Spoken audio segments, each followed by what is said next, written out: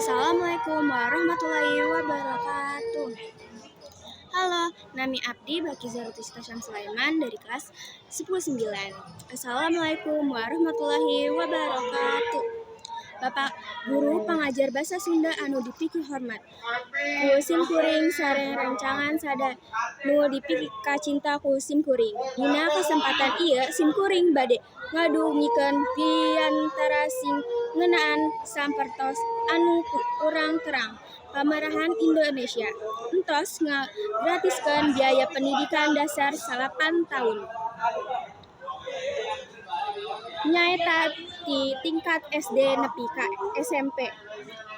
Dasar hal ieu teh dikasang tukang kukayaan ekonomi unggal jami masyarakat Indonesia anu beda-beda.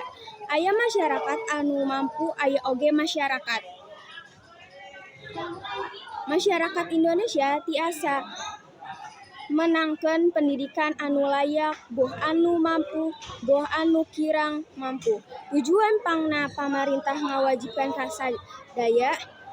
kasadaya warga negara teh nyaeta sangka warga negara palintar.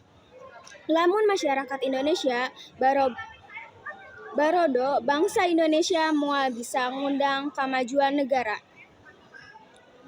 Sajanjang bakal kalindes ku kamajuan zaman.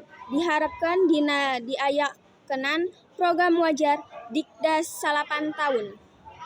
Masyarakat Indonesia lebih maju utamana dina widang pendidikan sakitu anu tiasa didugikeun ku simkuring.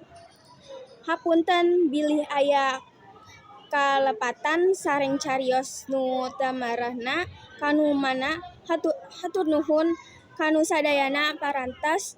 Wassalamualaikum warahmatullahi wabarakatuh.